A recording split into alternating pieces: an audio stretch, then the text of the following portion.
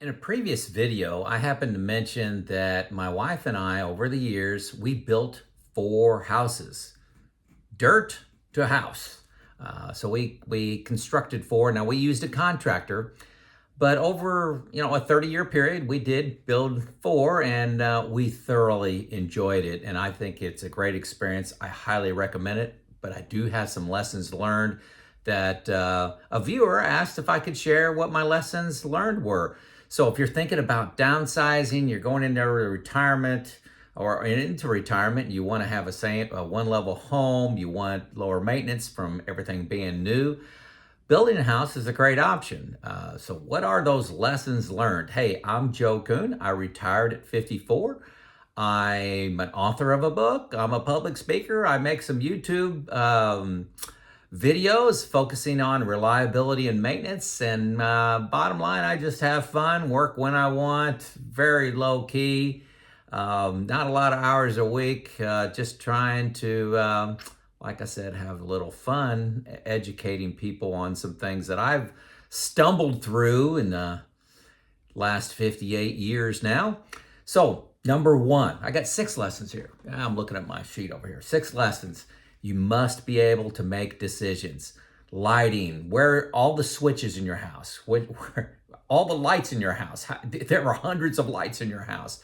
What color paint, what kind of windows, brick, shingles. There are a lot of freaking decisions to make, and you better be able to make them quickly. If you're a person that needs to sit and think about things, analyze them a while, building could be very rough.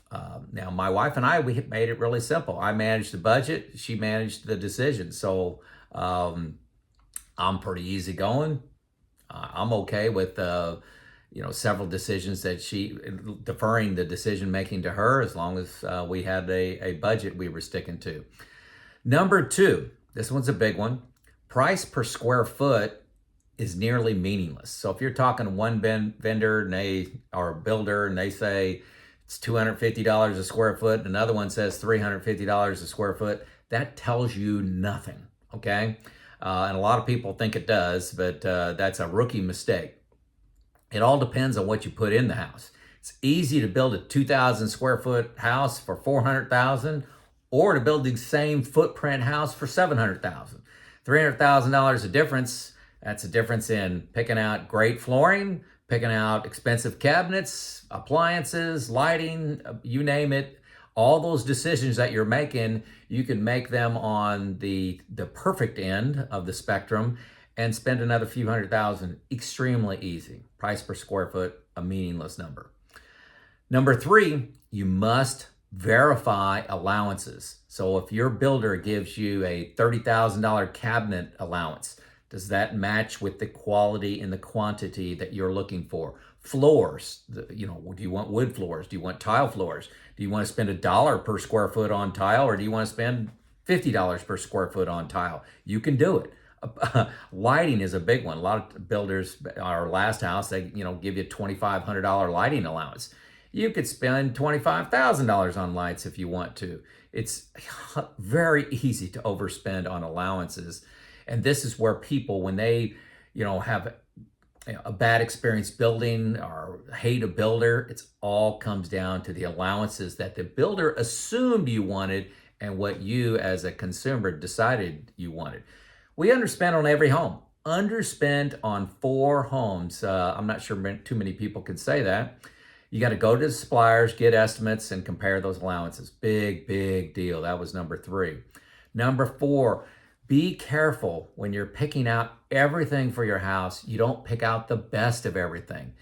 You can buy a faucet for your half bath. You can pay $60 for it. You can pay $600 for it.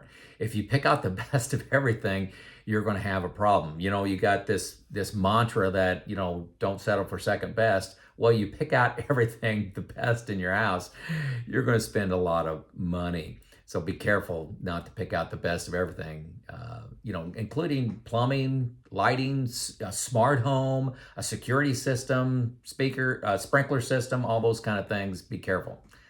Number 5, builders, around here in Southern Indiana, builders charge about 12% of all the expenses. That's their fee, 12%.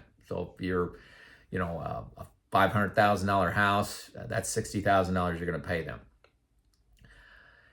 You can manage some expenses outside of the builder. So numbers that don't have this 12% added on. Painting. My wife and I, when we were younger, we painted our houses. That's a big deal. It was $30,000 of savings that not only did we do the labor, but we didn't have to pay the 12% on top of that. Landscaping, sprinkler system, flooring, all these things we managed ourselves. It was what we negotiated with our builder that, hey, we're going to manage these expenses, and they were okay with that. This is going to cost you time to do this, but it's a big deal. Number 6, I guess I have 7 of these things. I didn't label one right here. If you're, when the builder gives you an estimate, say, hey, we can build that house in 9 months, add 50% to that time estimate.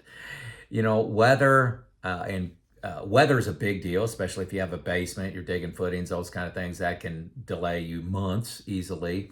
Also, the coordination between contractors, the person coming in and putting your footings down, the person laying the block, the person digging the basement, the person framing your house. There's never a builder or a concrete guy leaves on Wednesday, the carpenters show up on Thursday. That doesn't happen. It's usually 2 weeks later, between all of them. So add 50% to their time estimate just so you don't get stressed out. Okay, so number 7, being your own contractor sounds attractive.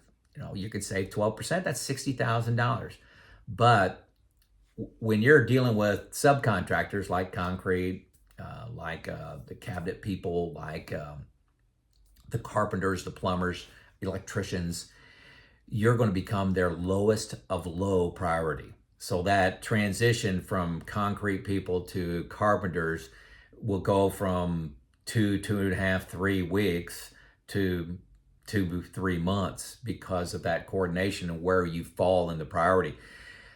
These builders, some of them are building, 10 houses a year, and they've been doing that for the last 20 years. The subs want to stay in good with them, and you're a lone contractor, you're just fill-in work for them. So you're going to be a very low priority for them. You may not get the best price from them, huge delays. It'll add at least 6 months to the time to build the house, to be your own contractor for this, and it's going to be a lot of work. So I'm not exactly sure you're going to save a lot of money doing this yourself. There'll be some mistakes and some delays, and if you're renting a place, you'll be in that a lot longer because you were your own contractor. I'm just not a fan. We never did that. We chose to go the route of doing some sweat equity, of paying our own bills associated with the landscaping, with painting and cleanup of the house. We did that every night and saved some money doing that instead of them hiring somebody to do that. So, hey folks, those are my 7 lessons from building a house. Hopefully you learned something. Give me a comment if I missed something that you learned from building a house. This is Joe out.